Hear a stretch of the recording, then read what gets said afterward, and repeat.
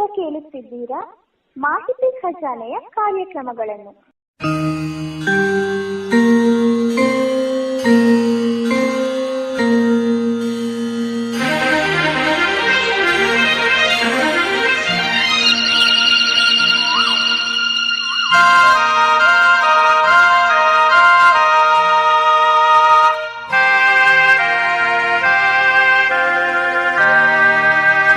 ರಾಜ್ಯೋತ್ಸವದ ವಿಶೇಷ ಸರಣಿ ಕಾರ್ಯಕ್ರಮ ಕೆಪಿ ಪೂರ್ಣಚಂದ್ರ ತೇಜಸ್ವಿಯವರ ನುಡಿಮುತ್ತುಗಳು.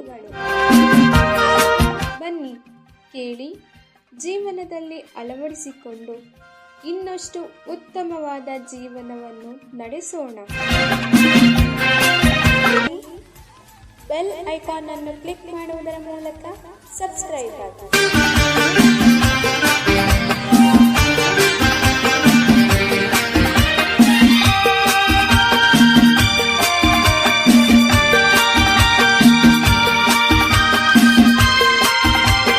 ನಮಸ್ಕಾರ ಸ್ನೇಹಿತರೆ, ಮಾಹಿತಿ ಖಜಾನೆಯ ಕೆಪಿ ಪೂರ್ಣಚಂದ್ರ ತೇಜಸ್ವಿಯವರ ನುಡಿಮುತ್ತುಗಳು ಕಾರ್ಯಕ್ರಮಕ್ಕೆ ಪ್ರೀತಿಯ ಸ್ವಾಗತವನ್ನು ಕೋರ್ತಾ ಇರೋದು ನಿಮ್ಮೆಲ್ಲರ ಗೆಳೆಯ ಶರತ್. ಇವತ್ತು ನಿಮ್ಮ ಜೊತೆಯಾಗಿದ್ದೀನಿ ಸ್ನೇಹಿತರೆ. ಇವತ್ತಿನ ನುಡಿಮುತ್ತನ್ನು ನೋಡುವಂತಹ ಸಮಯ. ಕಣ್ಣ ಮುಂದೆ ನಡೆಯುವುದನ್ನು ಯಾರು ಸರಿಯಾಗಿ ನೋಡುವುದಿಲ್ಲವೋ ಆತನಿಗೆ ಹಿಂದೆ ಏನಾಯಿತು ಎಂದು ತಿಳಿಯುವುದಿಲ್ಲ. ಕೆಪಿ ಪೂರ್ಣಚಂದ್ರ ತೇಜಸ್ವಿ. ಪ್ರಿಯ ಸ್ನೇಹಿತರೆ, ನಮ್ಮ ಜೀವನದಲ್ಲಿ ಅನೇಕ ಸವಾಲುಗಳು ಇವೆಲ್ಲವೂ ಕೂಡ ಎದುರಾಗ್ತವೆ.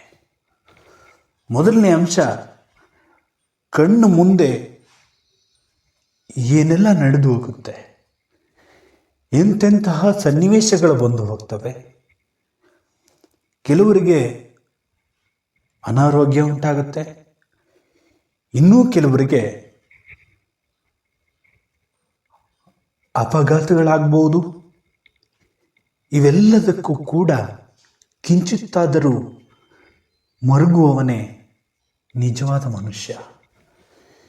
ಈ ಕ್ಷಣ ನಮ್ಮ ಕಣ್ಣು ಮುಂದೆ ಏನಾಗ್ತಾ ಇದೆ, ಅದರಲ್ಲಿ ನಮ್ಮ ಪಾಲೇನಿದೆ ಅನ್ನೋದನ್ನು ಮೊದಲು ನಾವು ಅರ್ಥ ಮಾಡ್ಕೋಬೇಕು, ಅದನ್ನು ನೋಡಬೇಕು.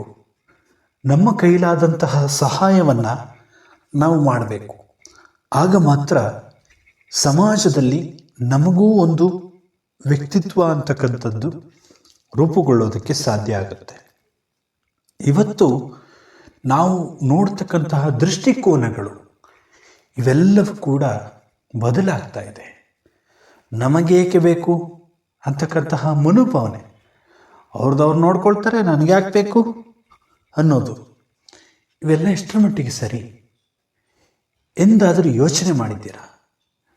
ನಿಮಗೆ ನೀವೇ ಪ್ರಶ್ನೆ ಕೇಳ್ಕೊಳ್ಳಿ, ನಾನು ಮಾಡ್ತಾ ಇರೋದು ಸರಿನಾ ಅಂತ. ಸರಿ ಅನಿಸಿದ್ರೆ ಓಕೆ, ಅದ್ರ ಬಗ್ಗೆ ಹೆಚ್ಚು ಮಾತಾಡೋಂಥ ಅವಶ್ಯಕತೆನೇ ಇಲ್ವಲ್ಲ.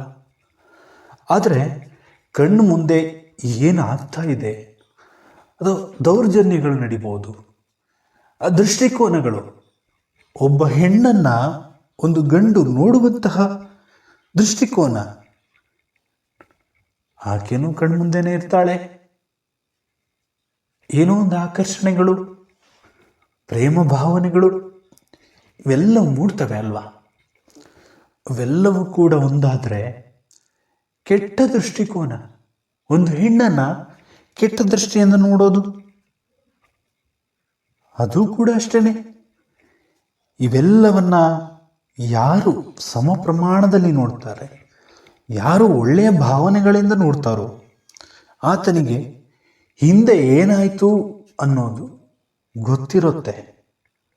ಯಾರು ಇದ್ರ ಬಗ್ಗೆ ಎಲ್ಲ ತಲೆ ಕೆಡಿಸ್ಕೊಳ್ಳೋದಿಲ್ವೋ ಅವರಿಗೆ ಹಿಂದೆ ಏನಾಯಿತು ಅಂತ ಗೊತ್ತಿರೋದಿಲ್ಲ. ಈಗ ಹಿಂದಿನ ಇತಿಹಾಸವನ್ನು ನಾವು ಇತಿಹಾಸ ಓದಿ ತಿಳ್ಕೋಬೋದು, ಅಥವಾ ಹಿಂದಿನ ಸಾಮಾಜಿಕ ಪದ್ಧತಿಗಳನ್ನು ಅಥವಾ ಇಂದಿನ ರಾಜಕೀಯ ಇತಿಹಾಸವನ್ನು ಓದಿ ಅಥವಾ ಸಮಾಜಶಾಸ್ತ್ರೀಯ ಪುಸ್ತಕಗಳನ್ನು ಓದೋದ್ರ ಮೂಲಕ ನಾವು ತಿಳ್ಕೋಬೋದು. ಆದರೆ ವಾಸ್ತವ ಸ್ಥಿತಿಯನ್ನು ಅರ್ಥ ಮಾಡ್ಕೊಳ್ಬೇಕು ಅಂದರೆ ನಮ್ಮ ಸಮಾಜದಲ್ಲಿ ಈ ಕ್ಷಣದಲ್ಲಿ ಏನಾಗ್ತಾ ಇದೆ, ಈ ಕ್ಷಣದಲ್ಲಿ ನಮ್ಮ ಸಮಾಜ ಹೇಗಿದೆ ಅನ್ನೋದನ್ನು ಅರ್ಥ ಮಾಡಿಕೊಂಡಾಗ ಮಾತ್ರ ನಮ್ಮ ಜೀವನದಲ್ಲಿ ನಾವು ಸಾಧನೆ ಮಾಡೋದು ಅಥವಾ ನಾವು ಒಬ್ಬ ವ್ಯಕ್ತಿಯಾಗಿ ಸಮಾಜದಲ್ಲಿ ಗುರುತಿಸ್ಕೊಳ್ಳೋದಕ್ಕೆ ಸಾಧ್ಯ ಆಗುತ್ತೆ. ಇವೆಲ್ಲವನ್ನ ಗಮನದಲ್ಲಿಟ್ಟುಕೊಂಡು KP ಪೂರ್ಣಚಂದ್ರ ತೇಜಸ್ವಿಯವರು ಈ ಮಾತನ್ನು ಹೇಳ್ತಾರೆ. ಸ್ನೇಹಿತರೆ, ನಮ್ಮನ್ನು ತುಳಿಯುವವರು ಇರ್ತಾರೆ, ಮೇಲಕ್ಕೆತ್ತುವವರು ಇರ್ತಾರೆ. ನೋಡಿಕೊಂಡು ಮುಂದಕ್ಕೆ ಹೆಜ್ಜೆ ಇಡಬೇಕು. ತಾಯಿ ಮಗುವನ್ನು ನಡೆಸುವಂತಹ ಸಂದರ್ಭದಲ್ಲಿ ತಾಯಿ ಮಗುವನ್ನು ಕೈ ಹಿಡಿದು ನಡೆಸುವಾಗ ಆಕೆ ಬಹಳ ಎಚ್ಚರಿಕೆಯಿಂದ ನಡೆಸ್ತಾಳೆ. ಯಾಕಂದರೆ ಮುಂದೆ ನೋಡ್ಕೊಂಡು ನಡಿಯಪ್ಪ, ಮುಂದೆ ಏನಾದ್ರು ಮುಳ್ಳಿರ್ಬೋದು ಅಂತಕ್ಕಂತಹ ಭಯ ತಾಯಿಗಿರುತ್ತೆ. ಹಾಗೆಯೇ ನಾವು ಬೆಳೆದಂತೆ ನಮಗೆ ಭಯ ಇರಬೇಕು. ಯಾಕಂದರೆ ಮುಂದೆ ಎಂತಹ ಒಂದು ಸನ್ನಿವೇಶಗಳು ಸೃಷ್ಟಿಯಾಗಬಹುದು ಅಂತಕ್ಕಂತಹ ವಾಸ್ತವ ಸ್ಥಿತಿಯನ್ನು ನಾವು ಮೊದಲೇ ಊಹಿಸ್ಕೊಳ್ಬೇಕು. ಅಥವಾ ಮುಂದೆ ಒಂದು ಗುಂಡಿ ಇದೆ ಅಂತ ಇಟ್ಕೊಳ್ಳಿ, ಆ ಗುಂಡಿ ಎಷ್ಟು ಆಳ ಇದೆ ಅಂತ ನೋಡಬೇಕು ಅಂದರೆ ಆ ಗುಂಡಿ ಒಳಗೆ ಇಳಿಬೇಕು ನಾವು. ಆಗ ಮಾತ್ರ ನಮ್ಗೆ ಅರ್ಥ ಆಗುತ್ತೆ ಅದೆಷ್ಟು ಆಳ ಇದೆ ಅಂತ. ಆದರೆ ನಾವು ಹೋಗ್ತಾ ಇರ್ತೀವಿ, ಅಚಾನಕ್ಕಾಗಿ ನಾವು ಜಾರು ಬೀಳ್ತೀವಿ, ಆಗ ನಮಗೆ ನೋವಾಗುತ್ತೆ ಅಲ್ವಾ ಸ್ನೇಹಿತರೆ? ಹಾಗೆಯೇ ನಾವು ವಾಸ್ತವ ಸ್ಥಿತಿಯನ್ನು ಅರ್ಥ ಮಾಡಿಕೊಂಡು ನಮ್ಮ ಸಮಾಜದ ಮುಂದಿನ ನೋಟಗಳು, ನೋಡುವಿಕೆ, ಸಮಾಜವನ್ನು ನಾವು ಅಬ್ಸರ್ವೇಷನ್ ಅಂತವೆ, ಅಂದರೆ ಗಮನಿಸುವುದು.